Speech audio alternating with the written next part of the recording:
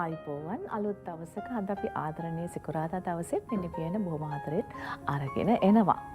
දැන් අපිට සතුටින් ඉන්න අපි හුඟක් වෙලාවට හේතු 1000ක් හොයනවා නේද? හැබැයි හේතු 1000ක් අපි හොයද්දි අපි ගාව තියෙන සමහර පුංචි එක හේතුවක් මග හැරෙන්න පුළුවන්. හේතු 1000කට වඩා පුංචි එකම එක හේතුවක් හිත සතුටින් ඉන්න. ඒ නිසා හේතු 1000ක් හොයන්නේ නැතුව අපි ගාව තියෙන එකම එක පුංචි හේතුව එකම පුංචි සිදුවීම අපිට සතුටින් ඉන්න අපි අපේ ජීවිතය ලං කරගනිමු. එහෙනම් ලස්සන දවසක අපි අද සතුටින් ඉන්න අපේ පුංචි හේතුව හොයාගෙන ඒ දවස ලස්සන කරගමු. අද දවසේ සිකුරාදා දවස. ඉතින් අපි සෝදානම් සිකුරාදා පිනිවෙන බොහොම ආදරෙන් ආරම්භ කරන්න. අද විශේෂයෙන්ම අපි කතා කරනවා ඩෙන්ගු රෝගය පිළිබඳව. ඔබ දන්නවා මේ වන විට අධිවසංගත තත්ත්වයක් දක්වා ඩෙන්ගු රෝගය මේ වෙනකොට යම්කිසි ආකාරයකින් වාර්තා වෙනවා. සමහර විට අපි මේ කතා කරන මොහොතේ මේ අපේ රූපවාහිනිය දිහා පිනිවින දිහා සිකුරාදා දවසේදී බලන් ඉන්න ඔබේ නිවසෙත් ඩෙන්ගු රෝගියෙක් සිටිනවා වෙන්නට පුළුවන්. එහෙමත් නැත්නම් ඔබේ අසල්වැසියෙකුගේ ගෙදර ඩෙන්ගු රෝගියෙක් සිටිනවා වෙන්නට පුළුවන්. නැත්නම් තමන්ගේ ඥාතියෙක් වෙන්නට පුළුවන්. මේ රෝගී තත්ත්වය නිසා කිසියම් ආකාරයෙන් කෙනෙක් ආසාදිතයෙක් බවට පත් වෙලා ඉන්නවා වෙන්නට පුළුවන්. අපිට කොයිතරම්ම වගකීමක් තිබෙනවද රටක් හැටියට මේ රටේ ජීවත් වෙන පුරවැසියන් හැටියට අපි හැම කෙනෙක්ටම රජයට පමණක් නෙවෙයි අපි හැමෝටම පෞද්ගලිකව මෙහි වගකීමක් තිබෙනවා. අපි මේ වෙනුවෙන් කළ යුතු දේවල් මොනවාද? නොකළ යුතු දේවල් මොනවාද? අපිට මගහැරුණු දේවල් මොනවාද? ඒ දේවල් මගහැරෙන්නට හේතුව කුමක්ද? මග හරින්න නැතුව අපි කොහොමද මේ ඩෙන්ගු රෝගය වළක්වා ගන්නේ? එහෙනම් සූදානම් අද දවසේදී අපි කතා කරන්නේ ඩෙන්ගු රෝගය පිළිබඳව. ඒ පිළිබඳව කතා කරන්න අපිත් එක්ක සම්බන්ධ වෙනවා බත්තරමුල්ල සෞඛ්‍ය වෛද්‍ය නිලධාරී කාර්යාලයේ සෞඛ්‍ය වෛද්‍ය නිලධාරී චමිල් සම්පත් වෛද්‍යතුමන් ආයුබෝවන් කියලා පිළිගන්නවා ඔබව සිකුරාදා පිනිවෙන වැඩසටහනට. වෛද්‍යතුමනි දැන් අපි දන්නවා අධිවසංගත තත්ත්වයක් පිළිබඳව වාර්තා වෙලා තිනවා ලංකාවේ මේ වෙනකොට ඩෙන්ගු රෝගය සම්බන්ධයෙන්. දැන් අපි දන්නවා මදුරුවෝ ඉන්නවා. හැබැයි හැම මදුරුවෙක්ම ඩෙන්ගු මදුරුවෙක් නෙවෙයි. හැබැයි මේ ඕනම මදුරුවෙක් කෑවහම අපිට යම්කිසි වේදනාවක් ඒ මොහොතේදී දැනෙනවා. අපේ ගෙදර මදුරුවෝ ඉන්නවා කියලා කියන්නේම අපිට හරි පීඩාකාරී තත්ත්වයක් නේ. හැබැයි මේ ඩෙන්ගු කියන මදුරුවා ඊට වඩා බරපතලයි. මොකද මේ මදුරුවට පුළුවන්කම තියෙනවා තව කෙනෙකුගේ ජීවිතය නැති කරන්න. තමන්ගේ ආදරණීයෙක් පවුලට අහිමි කරන්න. එහෙනම් මේ කියන ඩෙන්ගු මදුරුවා මොන වගේ විශේෂ කෙනෙක්ද? මොකක්ද මෙයාට තියෙන විශේෂත්වය මේ තරම් බරපතල දෙයක් කරන්න තරම්? ඔව්. මුලින්ම අපි දැනගන්න ඕනේ විශේෂයෙන්ම ලෝකය ගත්තාම ලෝකයේ මදුරු විශේෂ 3860ක් විතර දැන්ට හඳුනාගෙන තියෙනවා. ඒකෙන් මදුරු ගණ 19ක් ලංකාවේ ඉන්නවා. ඒ ගණ 19න් 159ක් දැනට අපි හඳුනාගෙන තියෙනවා. එතකොට මේකේ මදුරු විශේෂ දෙකක් ඉන්නවා. ඒ දෙන්නට අපි කියන්නේ ඊඩිස් ඊජිප්ටයි ඊඩිස් ඇල්බෝපික්ටස් කියලා.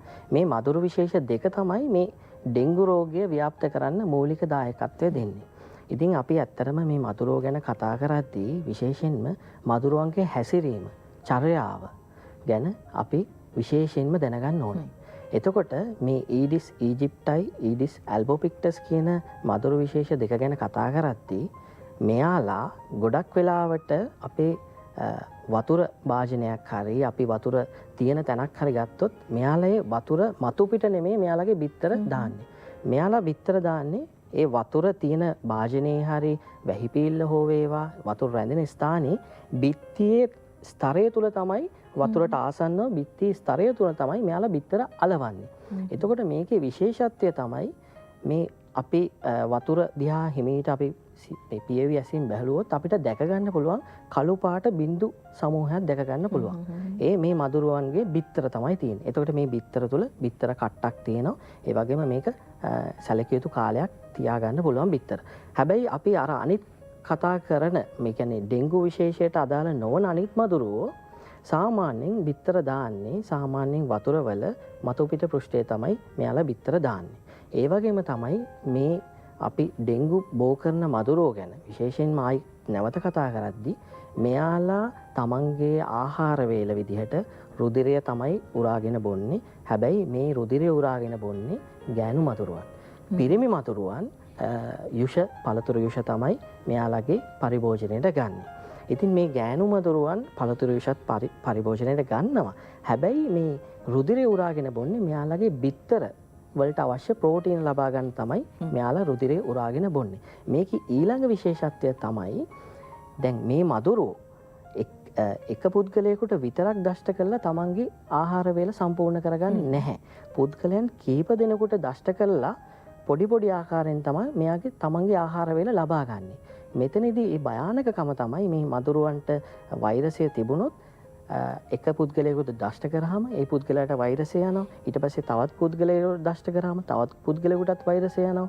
ඒ වගේ පුද්ගලයන් ගණනාවකට එකපාර වෛරසය ව්‍යාප්ත වෙන හැකියාවක් තියෙනවා. ඒ වගේම තමයි අපි සාමාන්‍ය මදුරුවෙක් ගත්තාම එයාලා අපිට විදිනකොට අපිට දැනෙනවා පොඩි රිදිල්ලක් ගතියක්. ඒතර අපි ටක් ගාලා ගැහුවට පස්සේ ඔන්න එයාලා කොහේ හරි යනවා. හැබැයි මේ මදුරුව මේ ඊටා සියුම් ලෙස තමයි අපේ මේ රුධිර නාලවල ලේ උරාගෙන බොන්නේ. ඒක තමයි අපි විශේෂයෙන්ම මතක තියාගන්න ඕන කාරණාව. හොඳයි. දැන් අපිට එහෙම බැලුවම වයිතුනේ මෙයා ටිකක් විශේෂ කෙනෙක්. ඒ නිසාවෙන්ම තමයි මෙතරම් විශාල විනාශයක් කරන්න හැකියාව තියෙන එක යම්කිසි ආකාරයෙන් අවබෝධයක් ලබා ගන්න පුළුවන්කම තියෙනවා. දැන් අද වෙනකොට ලංකාවේ අදිවසංගත තත්ත්වයක් පිළිබඳ වාර්තා වෙනවා කියලා ප්‍රතිස්ථාන ආරම්භයේදීත් කිව්වා. මේ වන විට මම දැනගන්න කැමති ලංකාවේ තත්ත්වය මොන වගේද වාර්තා වෙලා තියෙන්නේ කියලා. ලංකාව ගැන කතා කරද්දී ලංකාවේ සියලුම දිස්ත්‍රික්කවල වගේ ඩෙංගු වසංගත තත්ත්වය ව්‍යාප්ත වෙලා තියෙනවා. විශේෂයෙන්ම බස්නාහිර පළාත තුළ වැඩි වශයෙන් අපිට දකින්න පුළුවන්. එතකොට ලංකාවේ මේ වන විට 66000කට ආසන්න ප්‍රමාණයක් රෝගීන් වාර්තා වෙනවා. ඒ වගේම මරණ 46ක් අපිට වාර්තා වෙලා තියෙනවා. ඉතින් විශේෂයෙන්ම බස්නාහිර පළාතේ ගම්පහ කොළඹ තමයි වැඩි වශයෙන් අපිට රෝගීන් වාර්තා වෙන්නේ. ඉතින් මේ ගැන කතා කරද්දී මම තව චූටි දෙයක් මේකට එකතු කරන්නම්. මේ මදුරුවා ගැන කතා කරද්දී මදුරුවා සාමාන්‍යයෙන් අවදි දෙකක් මදුරුවා මේ තමන්ගේ ජීවන චක්‍රය සම්පූර්ණ කරගන්න. පළවෙනි අවධිය ජලයේ ඉන්න අවධිය, දෙවෙනි අවධිය තමයි වාතයේදී අපි දකින අවධිය. මේ පළවෙනි අවධියේදී අපේ මදුරුවා බිත්තර දානවා, ඊට පස්සේ කීටයා බවට පත් වෙනවා. ඒ වගේම තමයි ඊට පස්සේ පිලව බවට පත් වෙලා ඊට පස්සේ වැඩිහිටි මදුරුව බවට අපිට වාතයේදී මේ මදුරුව දැක ගන්න පුළුවන්. සාමාන්‍යයෙන් දවස් 5ක් දවස් 7ක් අතර කාලයක් තුලදී මේ මදුරුව තමන්ගේ ජීවන චක්‍රය සම්පූර්ණ කරගන්නවා. ඒ වගේම තමයි සාමාන්‍ය මීටර් 100ක් වගේ පරාසයක් තුල තමයි මේ මදුරුව තමන්ගේ පියාසර කාලය අපි දකින්නේ. හැබැයි අපි අත්දැකීමෙන් අපි දැකලා තියෙනවා ගොඩනැගිලි වලට එහෙම අපි ගිහිල්ලා ස්ථානීය පරීක්ෂණ කරනකොට සමහරවිට තට්ටු 5-6 තියෙන ගොඩනැගිලි වලටත් මේ මදුරුවන්ගේ බිත්තර අපි දැකලා තියෙනවා. ඒ නිසා අපිට අර හරියටම 100ක් කියලා කියන්න බෑ. යම් තාක් දුරකට උස ගොඩනැගිලි වලත් අපි මේ தත්ත්වය අත්දැකීමෙන් අපි දැකලා තියෙනවා. හොඳයි. දැන් අපි ලංකාවේ මේ වෙනකොට වැඩි වුණ තත්ත්වයක් පිළිබඳව කතා කරන නිසාවෙම මේ කාලය තුල මේ විදිහට වැඩි රෝගීන් ප්‍රමාණයක් මුණ ගැහෙන්න විශේෂ හේතුවක් තියෙනවද? මොකද්ද මේ තත්ත්වය? ඇයි මොකද්ද මේකට හේතුව?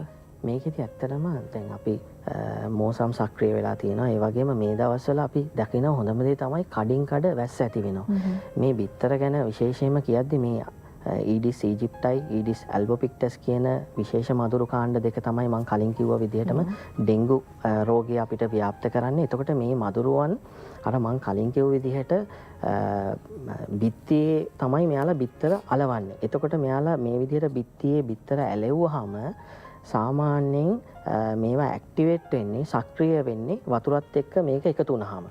එතකොට කාලයක් තිස්සේ වහින් නැතුව තිබ්බහම මෙතන වතුර ගතිය රැඳිලා තියෙන්නේ නැහැ.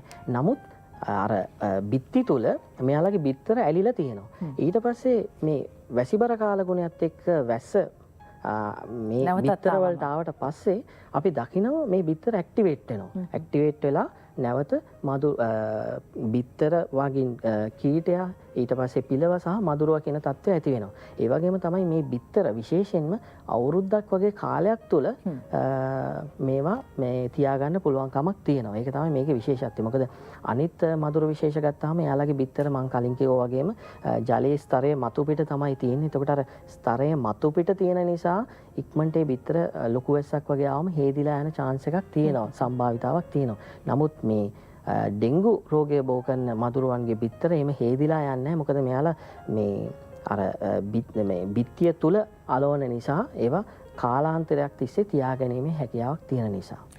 හොඳයි අපි කතා කරමු අනිවාර්යෙන් මේ සඳහාත් අපි පිළියමක් යොදාගත යුතුමයි වෛද්‍යතුමනි. තවදුරටත් කතා කරමු අපි ඩෙන්ගු රෝගය පිළිබඳව කොහොමද වළක්වා ගන්නේ කියන කාරණාව පිළිබඳව අපි කෙටි විරාමයක් ලබා ගන්නවා.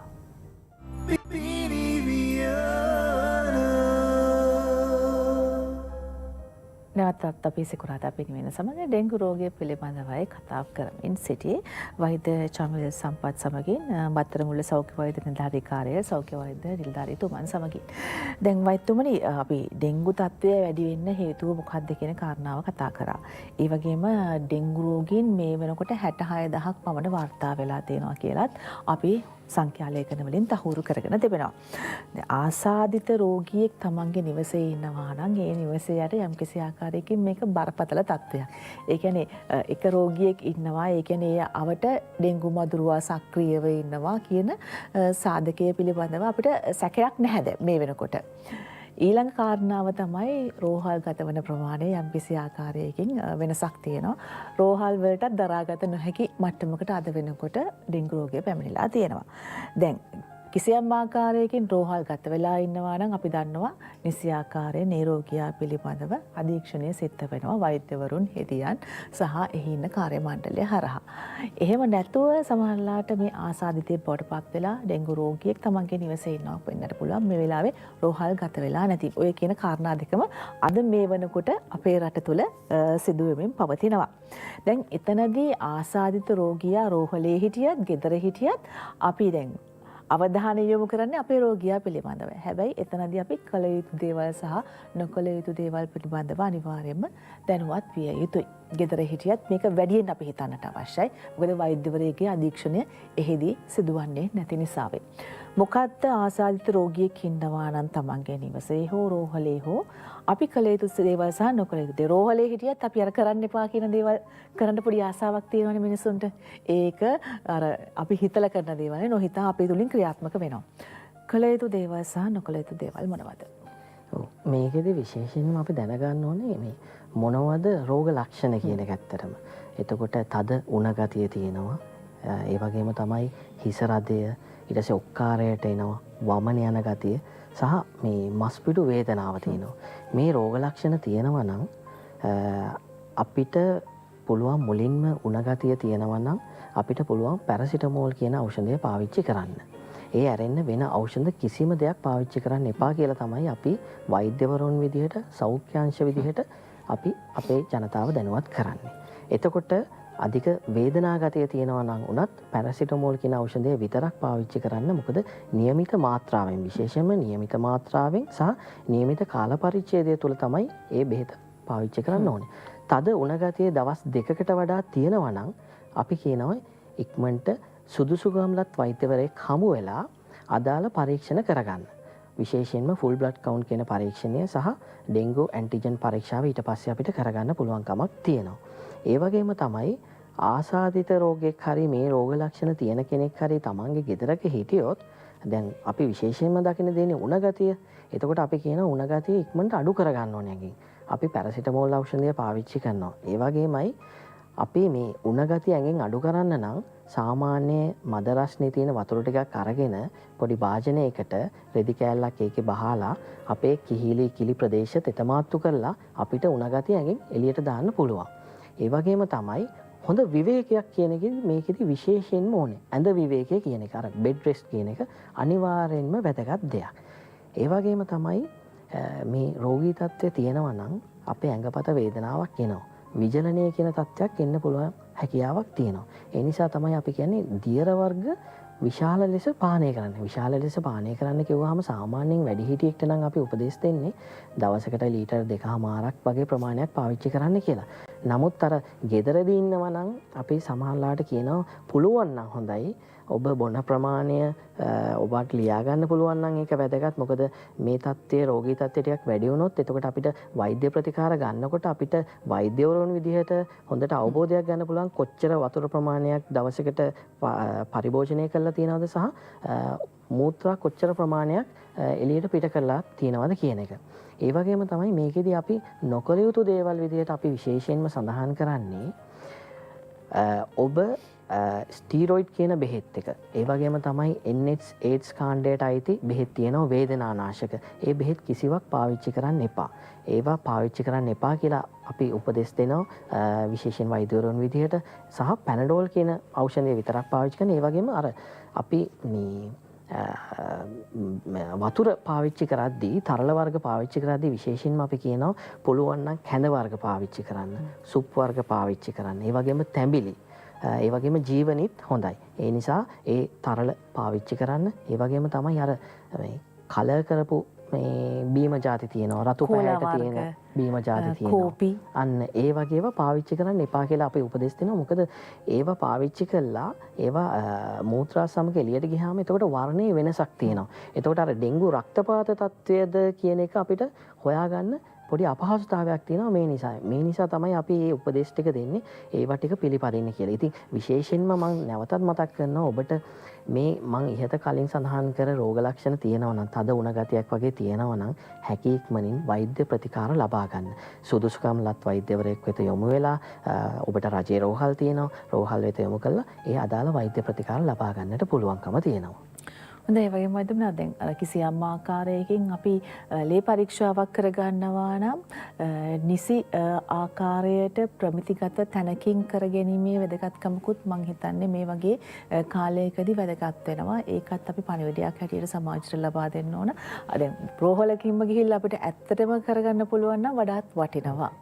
මොකද මේ තොරතුරු යම් කිසි ආකාරයකින් ලේඛනගත වීමත් අත්‍යවශ්‍යයි. සමහරලාට යම් හේතු නිසා රෝගීන් සංඛ්‍යාව හරි නිසි ආකාරයෙන් වාර්තා නොවීම සිද්ධ වෙන්නත් පුළුවන්. ඒතර එහිදී අර රජයක් හැටියට නිලධාරී වෛද්‍ය නිලධාරීන් හැටියට ක්‍රියාත්මක වීමේදීත් ඒකෙදි යම් කිසි ආකාරයකින් බාධාවක් එන්න පුළුවන් හින්දා දැන් මේක අපි ආකාරයකින් පාලනය කිරීමත් අනිවාර්යයෙන්ම කළ යුතුයි. මොනවද පාලනය කරන්න අපි කළ යුතු දේවල්? ඒ පිළිබඳව වෛද්‍යතුමනි අපි කතා කරමු. ඊට කලින් අපිට විරාමයක් ලබා ගන්න අවසර දෙන්න.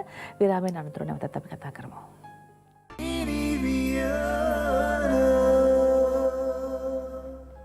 ඩෙන්ගු රෝගය පිළිබඳව තමයි අපි කතා කරමින් සිටියේ. දැන් වෛද්‍යතුමනි දැන් ඩෙන්ගු රෝගය මේ වෙනකොට යම්කිසි ආකාරයකින් බරපතල ප්‍රශ්නයක්. හැබැයි එහෙනම් ඩෙන්ගු රෝගීන් තව වැඩිම අපි පාලනය කරගත යුතුයි. එක්තරා පැත්තකින් එක ක්‍රමවේදයක් හැටියට අපිට අනුගමනය කරන්න පුළුවන්. ඒ වගේම තමයි ඉදිරියට ඩෙන්ගු රෝගය ඇතිවීම පාලනය කිරීමත් මම හිතන්නේ මේ කාලයේ සිටම අපි ක්‍රියාත්මක යුතු කාරණාවක්. අපි මුලින් කතා කරමු දැන් මේ මොහොතේ ඩෙන්ගු රෝගය පාලනය කරන්න මොකද්ද අනුගමනය කරන්නේ මොන ක්‍රමවේදයන්ද? මේකෙදි විශේෂයෙන්ම කියනවා තවත් පුංචි කාරණයක් තියෙනවා. දැන් අපි ගෙවල් පරීක්ෂා කරද්දී අපි ඉස්සරින්දම කියන දෙයක් තමයි අපිත් කියනවා හැමෝම දන්න දෙයක් තමයි මේ යෝගට් කප් ඊට පස්සේ පොල් කොම්බ ඊට පස්සේ ටයර් පොල් කටු ඔය මදුරුවෝ ඉන්නවා කියන එක අපි දන්න දෙයක්. ඇත්තටම අපි දැන් ගෙවල් පරීක්ෂා කරද්දී ගොඩක් ගෙවල් වල දැන් ඒ තත්ත්වය නැහැ. ඒවා විනාශ කරලා තියෙන්නේ. නමුත් අපි නොදන්න තැනක් තියෙනවා. ඒක තමයි අපි විශේෂයෙන්ම අවධානය යොමු කරන්න ඕන දේ.